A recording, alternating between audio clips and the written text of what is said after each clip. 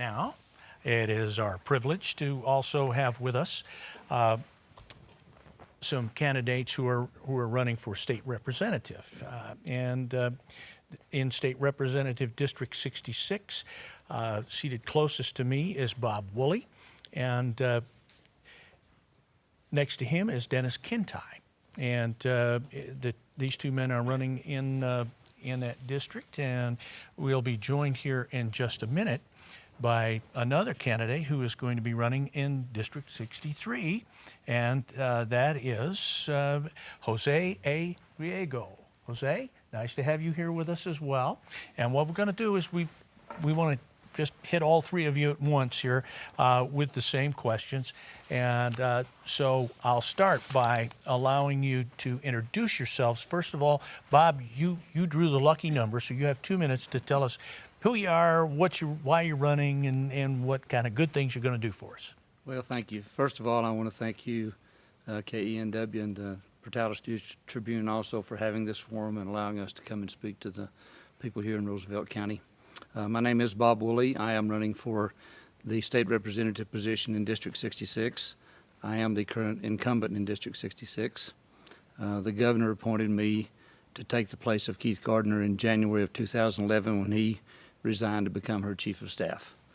I was raised in Eunice, New Mexico, graduated from high school there in 1965, went to college here at Eastern and the junior college in Hobbs for a couple of years. Thought I was real smart and dropped out and got drafted, and went in the Army and spent 14 months in Vietnam. After I came back, I worked for Shell Pipeline in Hobbs for a year, and then went back and got my degree in agricultural business from New Mexico State University. I married my wife, Jana, in 1974, so we've been married almost 38 years. She just retired this year from school teaching, and I retired from State Farm Insurance in 2005.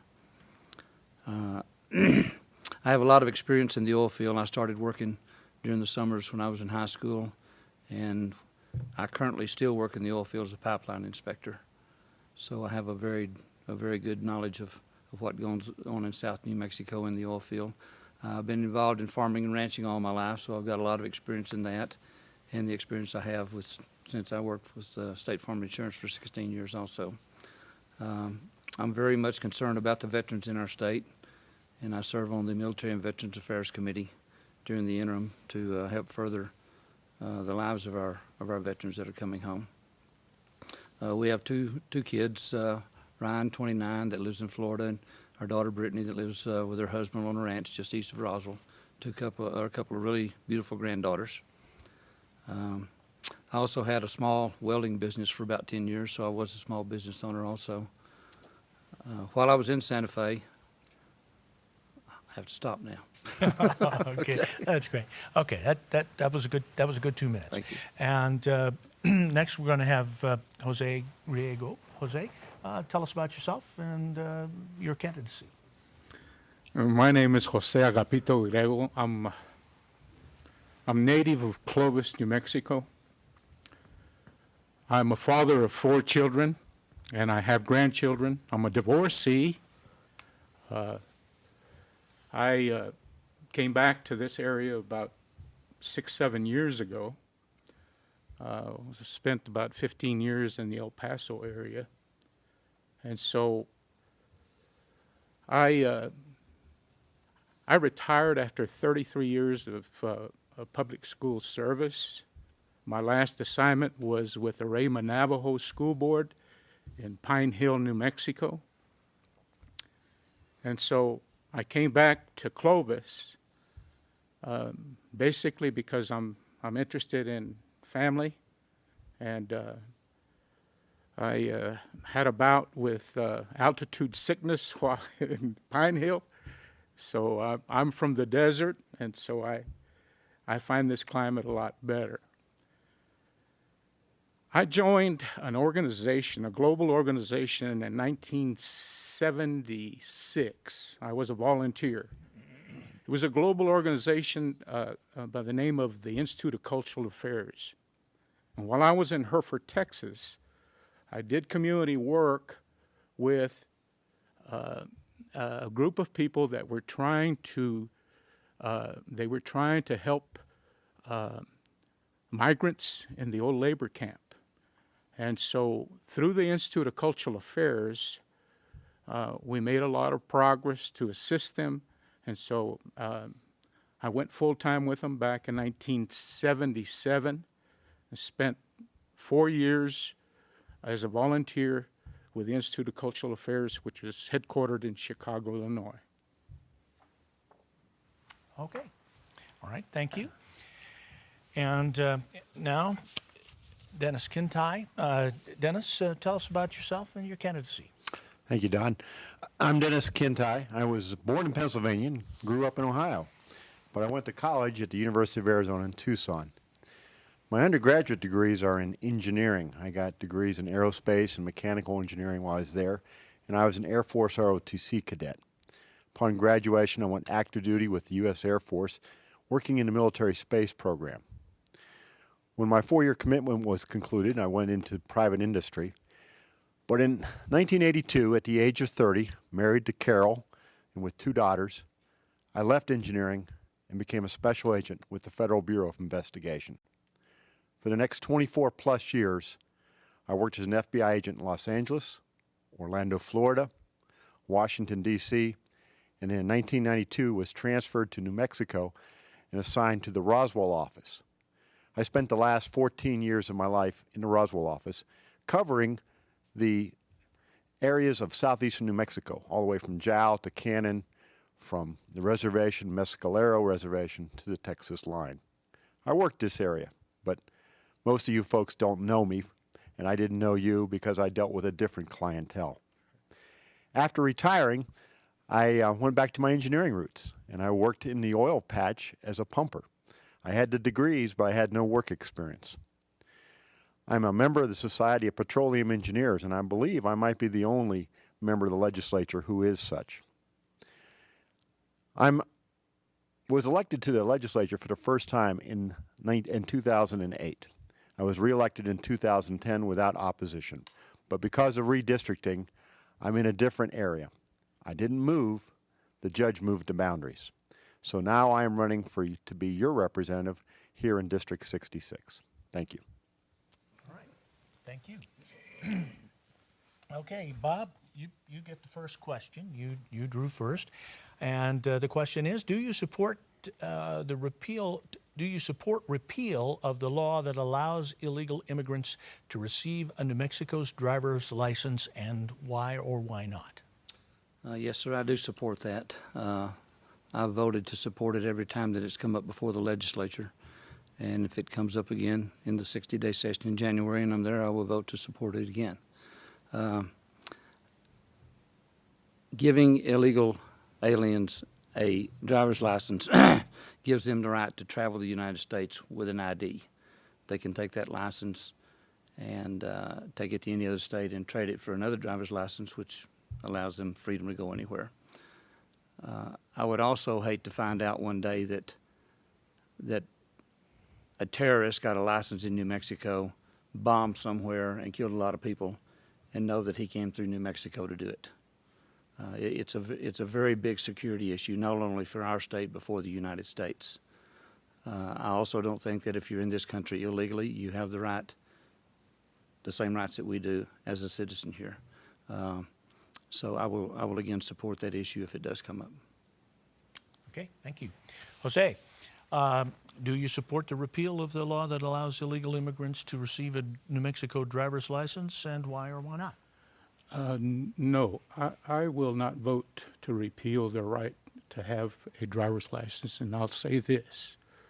What I will do is extend my hand, as I have in the past, to help them become citizens.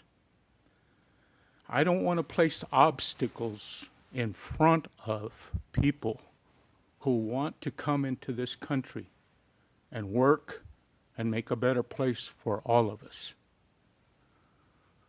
Right now, at Lackland Air Force Base in San Antonio, you have an installation, or you have a camp of people who are being placed in that environment because of the fact that they have been displaced.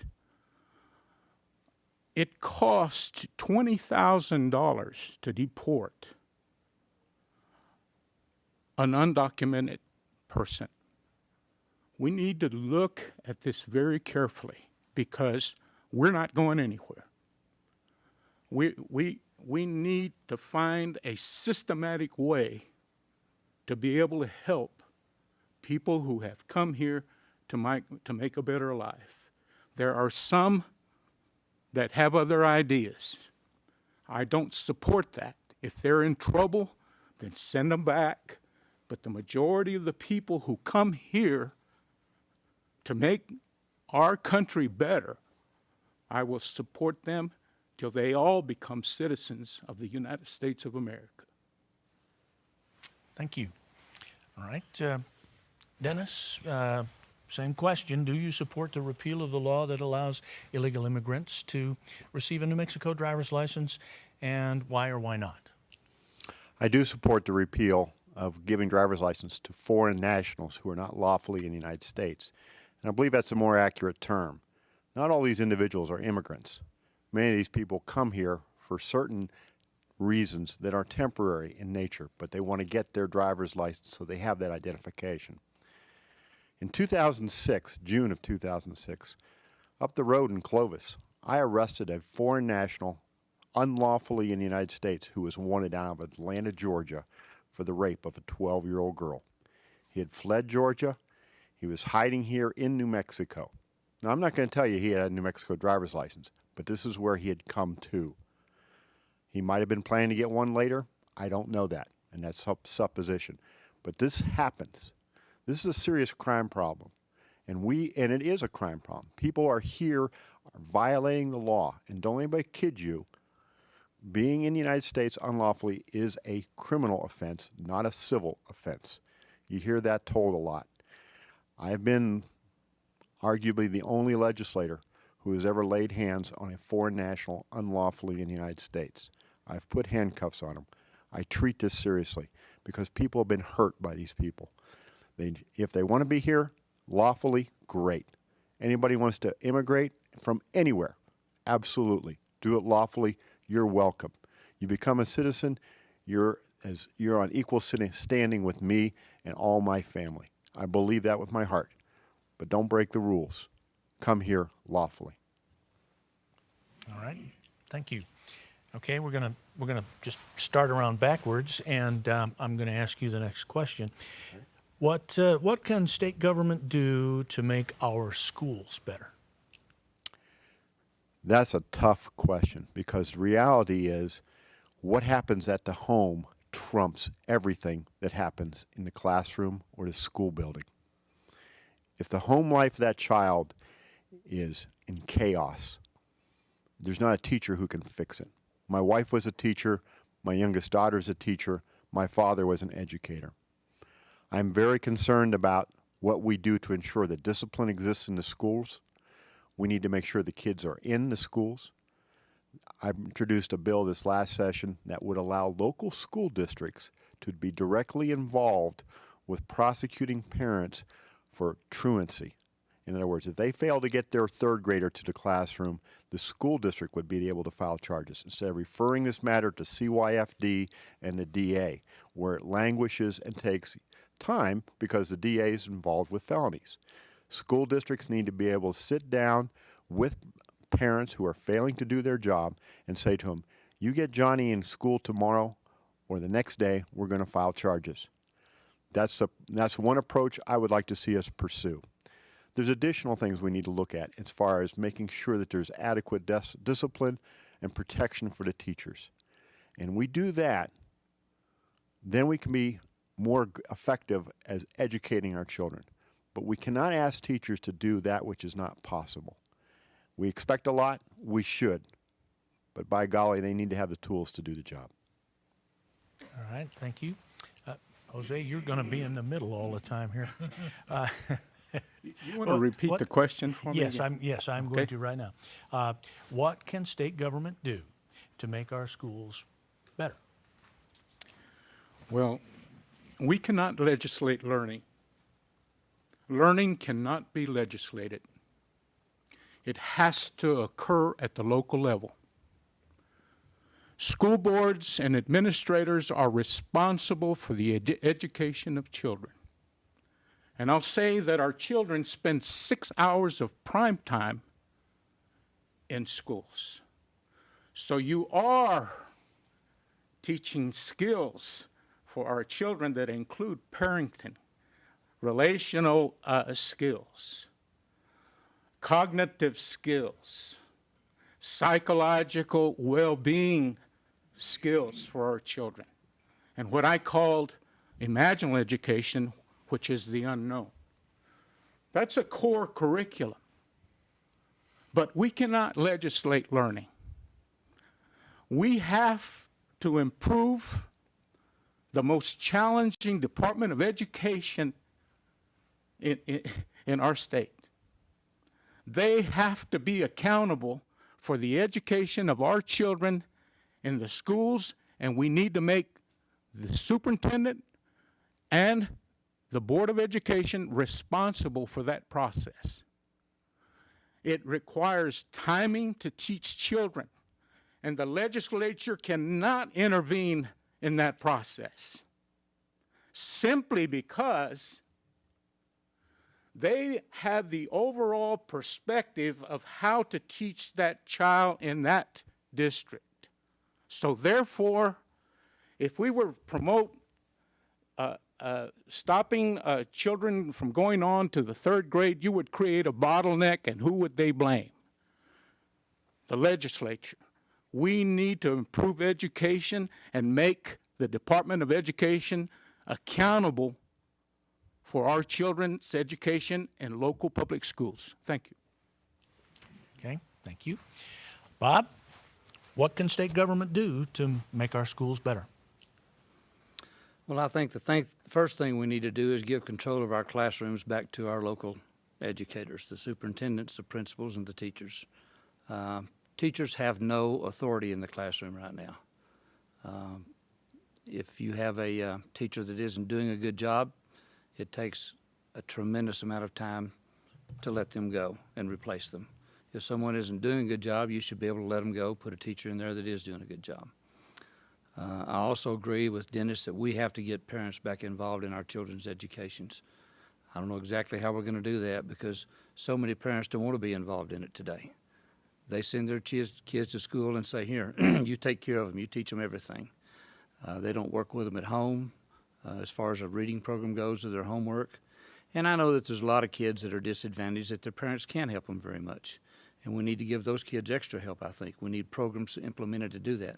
We put a tremendous amount of money in our education. Since 2002, it's increased about $600 million. I think it's going to be like $2.3 billion in 2013 we're going to put in our educational system. That's a lot of money.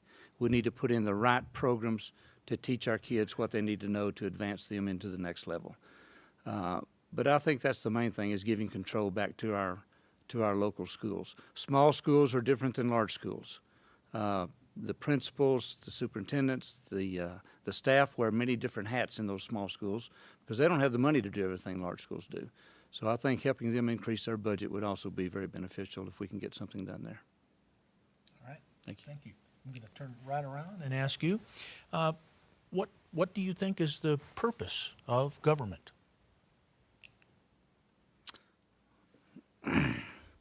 Well, first of all, let me say I think we have too much government in our lives. I think government, we have to have government involved in our lives or we'll have total chaos to begin with. The purpose of it is to keep laws so that the people have something that they're restricted by in many ways. But I think that it's getting to the point that there's too much of it. And even in Santa Fe, I think in the 60-day session we had almost 3,000 bills introduced. That's an awful lot of bills. Why do we need that many new bills on the books for government to tell us what we can do and what we can't do? We need to look at the current laws that we have. If they need to be amended or changed to fit a situation, I think we can do that much better than putting so many new laws on the bill or on the books. I think that that government needs to not be involved in our lives as much as it is right now. Okay, thank you. Jose, what do you think is the purpose of government? The purpose of government, in my opinion, is to maintain a balance in the social process. There are four sectors in society. We have the private sector, we have the public sector, we have the community sector, and we have the volunteer sector. Most of the questions have been now in government have been focused on private and public sector responsibilities. But I believe that the fiber of government includes all of those four sectors in the process of everyday life. And so I think that one other main responsibility of of government is to balance your budget. I am very conservative when it comes to looking at budgets. Here's what I want to do as the representative of the 63rd District. I believe that we need to practice the truth in budgeting and stick to it. I have seen legislators on both sides of the aisle work very closely on this objective. I believe that we need to also put limits on our spending. We must take that under consideration very carefully. We also need to know that we do not need to impose new or higher taxes or fees. Fees are nothing more than a tax. And we need to also preserve our reserves. The reserve fund that we have, we need to preserve it. And last, we need to cut unnecessary duplicating departments in government so that we can be more efficient in the use of our monies. Thank you. All right, thank you. And, and Dennis, what do you think is the purpose of government? It's an interesting question. I believe the ultimate and fundamental role of government is to resolve disputes. Look at the nation of Israel after the passing of Joshua. The rulers of Israel were called judges. And that's a fundamental problem. Two individuals have a dispute, there's been a crime committed, how do you resolve it? That is the fundamental and primary role of government. There's also a responsibility to maintain, build infrastructure, roads, and water and sewer. These are not things that get a lot of attention, but they must exist for commerce to exist. And I believe when we do our spending, when we do allocation of the people's tax money, we must do it within those contexts. In other words, we must make sure that our system of resolving disputes is fair, predictable, transparent, and I believe that our infrastructure must be well designed, well built, and well maintained. And then we need to let people get on with their lives. We need to not try and micromanage what people do. And that is not the role of government. There's a movement in this state and in the United States called the progressive movement. But I argue they're the most repressives because they want to control much of people's lives. That's not the role of government. That's not appropriate, and it's fundamentally wrong, and I'm opposed to it. Okay, thank you. I'm going to turn this around and ask you this question. Talk about an issue which you and Governor Susana Martinez are in total agreement on, if there is one. Okay. Where do I start?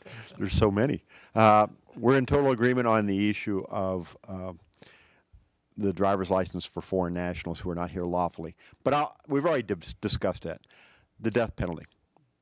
is an issue where the governor and I are very much in agreement. For the last 2 sessions, I've introduced a joint resolution, which is basically a proposed constitutional amendment to reinstate the death penalty, which was repealed in 2009, my first term in Santa Fe. Now, let's be candid. The death penalty is an issue where there are good people on both sides with sincerely held beliefs. But this is a major public policy issue that cuts right to the core of our justice system. And these are the kind of fundamental issues that I believe need to be determined by the people. A constitutional amendment goes to the voters to be decided.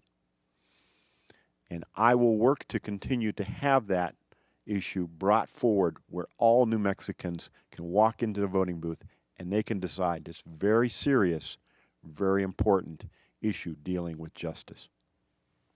Okay, thank you. Jose, talk about an issue with which you and Governor Susana Martinez are in total agreement, if there is one. Yes, there is one.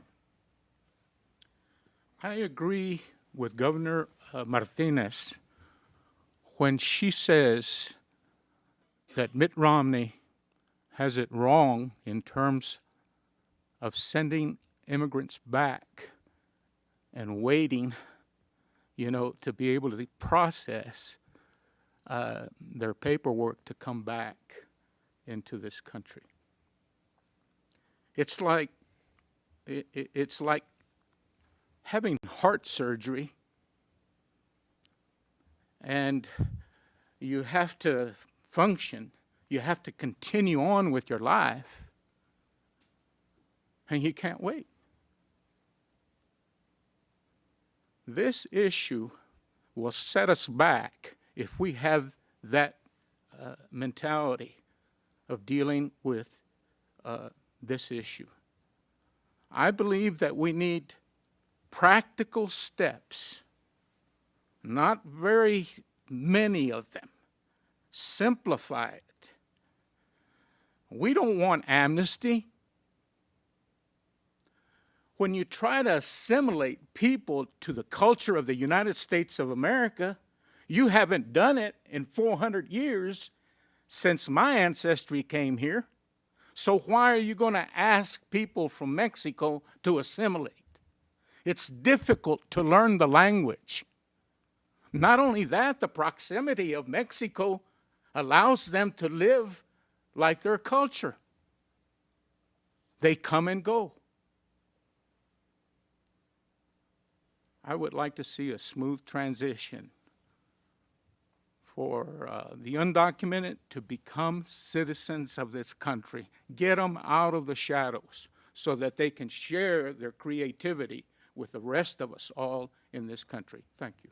Thank you. And Bob, talk about an issue with which you and Governor Susana Martinez are in total agreement. I think one thing that we pretty much agree on is the economy of New Mexico, trying to make it better. That involves tax structure. It involves the regulations we have in New Mexico. Our regulations here, as far as businesses coming in, hurt us tremendously in getting business here. We need to get them changed so we're on an even keel with the surrounding states around New Mexico. Our tax structure needs to be revamped. We do not need to raise taxes in this state. We've got plenty of them, but we need to do something with them so that our businesses aren't taxed so much. That would allow them possibly to expand and hire other employees, which would make more money, which would put more money back into the state also. We lost a refinery in Hobbs, New Mexico this last year because they wouldn't come in and pay the taxes we requested of them. That's a lot of jobs for a lot of people in this state, a lot of revenue for this state. So those are things that we need to work on. Those are things that she wants to work on, and I do also, to try to make our state better and improve our economy here. All right, I'm going to turn that question right around and ask you about an issue with which you disagree with Governor Susana Martinez.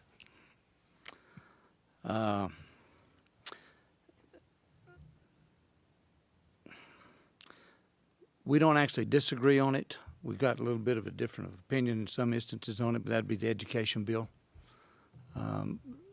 The social promotion, I think that ultimately we both think the same way on it. I don't want to see kids held back in the third grade if it's at all possible to prevent that. As I said, we've got a lot of money coming into our educational system. I think that when they start in kindergarten up to the first and second grade, we should be seeing where they are in those grades. And if they need extra help to read, we should be giving them help in additional programs there. I agree with what the gentleman said about a bottleneck could happen also if we get too many kids that are being held back. But I think that if we get the right programs in, we can teach these kids to read so they will not be held back in the third grade. There's going to be special instances, certainly, where some kids aren't going to make it, but we can give them the help they need to move them on. And I think monetarily it's worth it, because if it's proven that if you can't read by the time you leave the third grade, you're probably not going to get out of high school. You're not going to graduate. So we're better off to put the money in them then than to lose them later and have more kids drop out of high school.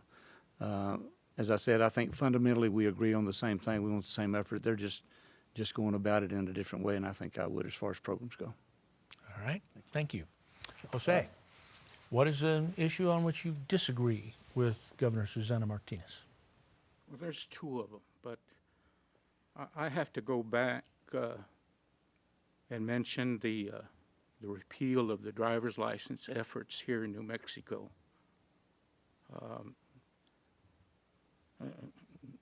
I believe, like I said before, you're putting obstacles in front of people who want to raise their family, children in our great country. But I'm very much concerned about Governor Martinez, the way she goes about sometimes to what I call stalk people who she wants to, I guess, correct. Governor Richardson came in the picture. The legislature came in the picture. We want to do something about corruption in government. But she takes a profile that is ruthless when she comes across. She also is very cunning because she'll explain why she's going that route. And then she will use timing, a certain time, to do this. And then she backs off, and she's very friendly. So you can see that kind of pattern to get her point across. But I asked the question, she can get elected as governor, but can she govern? There's some questions there. Thank you. Thank you. All right. Dennis, talk to us about an issue that you disagree with Governor Susana Martinez about. This is a little awkward, to be candid with you, because Susana Martinez is Republican, I'm a Republican, we're on the same team. And ideally, when you have a difference on your team, you do it face to face. That's the way I was raised. And so I have not had the opportunity to discuss this directly with the governor or even any of her staff. And so this is unfair to her, and I apologize for that, but it's a valid question. Horse slaughter is the subject. We have had the issue brought back up of being able to harvest horses, to be able to use them for food in other countries. And there has been a proposal to have a meat processing plant in Roswell start doing that, horse slaughter, and then processing the meat. I believe it's necessary because there is no floor for the horse market right now. Horses are being abandoned. They are starving to death.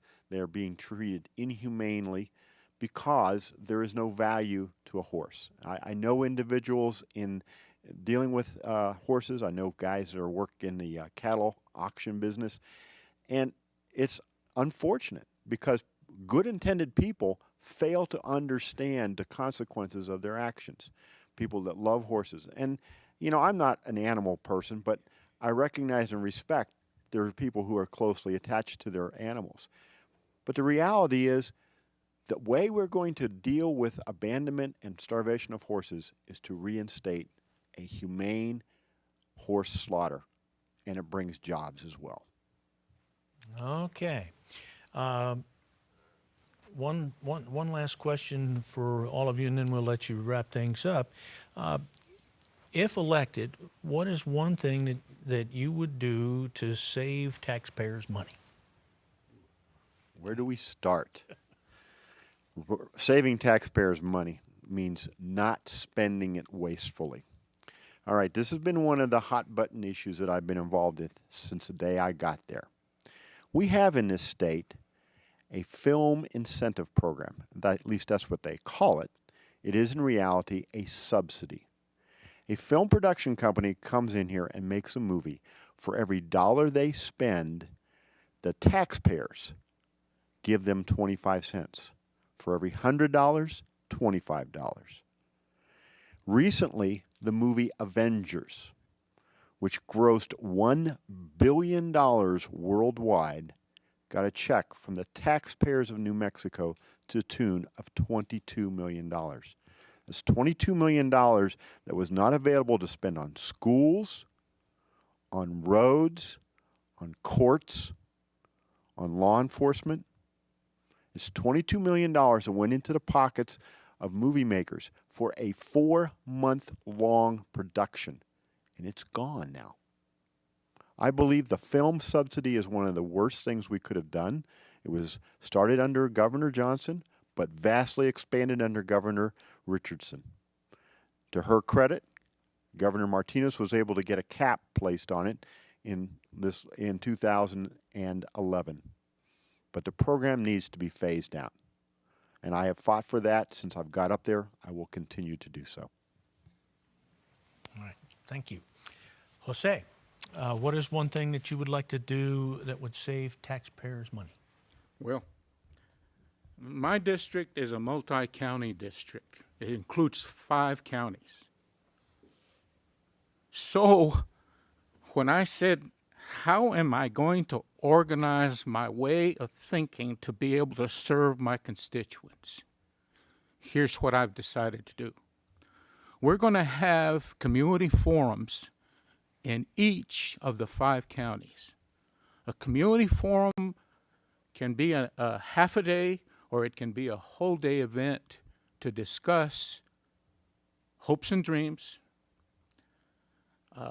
We want to discuss also the obstacles of those that would prevent those hopes and dreams from happening. Once we discuss issues, we make proposals, and then we talk a little bit about a tactical system to be able to get those done. We need to educate our people on the process in terms of taxing. John Kenneth Gilbreth has a model. I'm a sticker on models because economic development is a process. Economic development does not just happen because you have to consider taxes, and you also have to consider other things in terms of setting up a business, small businesses. But I believe that we need to teach our people that we're an autonomous unit. We have to handle our budget. We're also, if we were going into business, want to train people and teach people that there's going to be an investment, a monetary investment. And then how do we use our profits once we retain those profits? What do we do? Many of our businesses are grown, I guess, through the rock soup process. But anyway, we also have to complete the other 2 steps, which include monetary circulation within the community, and then also to look other possibilities of global markets out there to help our business. Thank you. Okay. Thank you. And Bob, What is something that you would do to save taxpayers' money in New Mexico? I think one thing we need to do in order to try to save money in New Mexico is to watch how we expand our benefit programs in this state. We receive multi-millions of dollars from the federal government for welfare and for Medicaid. We need to look at those programs very closely and see who is on those programs. If you are in need of assistance in this state, we definitely want to give it to you. But we have many people in this state that not only don't want to work, they won't work because we provide everything they need. We need to look at that very seriously because of the amount of money we spend here.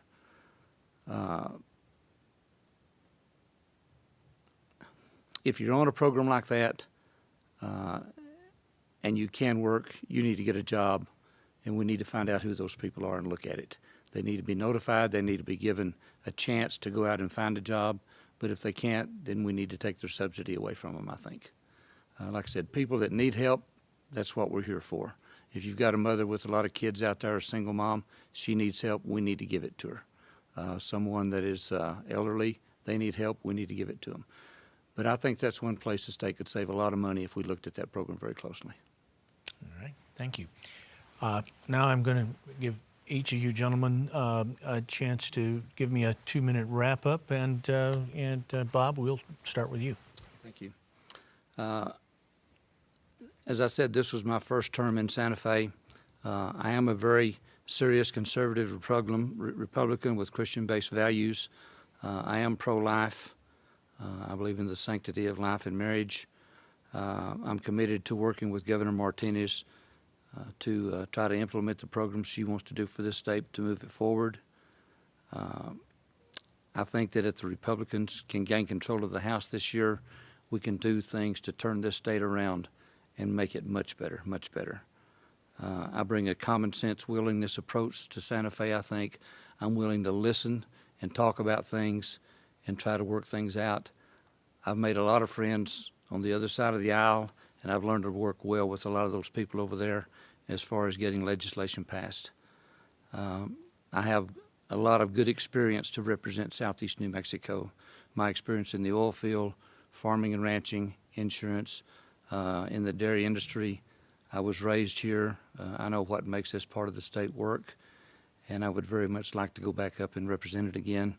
I appreciate everyone that has helped me in this campaign. We've worked very hard at it, and I would ask for everyone's vote, and I thank you again for allowing me to be here. Thank you. And Jose. I want to thank you all for putting on this forum. First of all, my comments here at last will identify why I'm running for the 3rd District of the House of Representatives. When the committee, Senate, and representatives had their hearing here in Clovis, I attended. And I made a comment that was a little bit controversial because I had some reaction from some people that challenged my statements.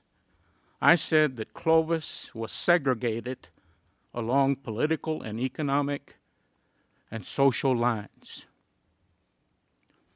This district was unraveled.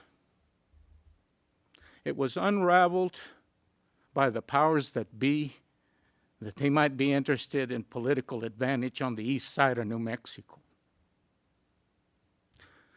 But the Supreme Court had other ideas because 2 weeks after the session was over, they ruled that District 63 was going to retain its identity and include one community in that district, and in San Miguel County, and that community is Tecolotito. Tecolotito is located about 2 miles from Anton Chico. But I'm going to say that the voice of the people in Tecolotito are just important as the voice of the people in Curry, Roosevelt, De Baca, and Guadalupe County. I would appreciate that you would consider my candidacy on June the 5th. Thank you. Thank you. And Dennis. Thank you for having us. I need to introduce myself to people because this is a new area for me. Like I said, I worked here, but not as a political figure, as a law enforcement officer. And I've seen the hurt and pain in the quiet, unassumed shadows of this community. I want this to be a better place for everyone. I'm a committed social conservative. I'm a free market capitalist. I believe I bring a unique combination of skills and experiences as an engineer and as a criminal investigator. I know how to dig deep into issues. I know how to ask hard questions. I agree with the concept of treating everybody respectfully, but I will not compromise my principles, and I will not compromise the truth. I'm in my second term as a legislator, and there have been 3 times on the floor of the House of Representatives where I have been the only individual to vote no.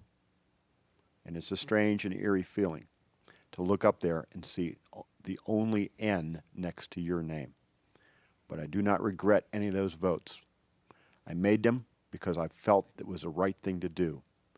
And that's the kind of representative I will be. I will listen to people. I will seek answers. I will pursue the data. And I will make a principled stand to speak up for this community and all of District 66. I would be honored to be your representative, and I ask for your vote in the Republican primary on June 5th.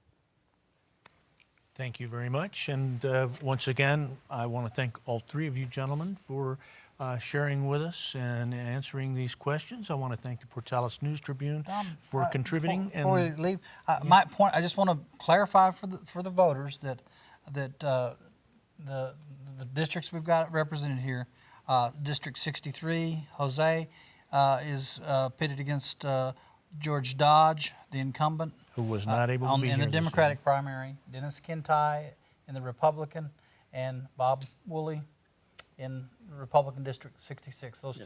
So we make sure that we get them in the right spots. So they know who they're voting for. Okay, good. Well, that's a great idea. Once again, thanks everybody. Thanks to the Portales News Tribune. Thanks to the Roosevelt County Chamber of Commerce for getting all of this together. And we want to encourage all of you to vote in the primary. It is your right and your privilege as a citizen of this country to vote. And if you don't do that, I have serious questions about your citizenship. Okay? And I just want to say thanks again, and good night, everybody. Thanks to our audience who's here as well.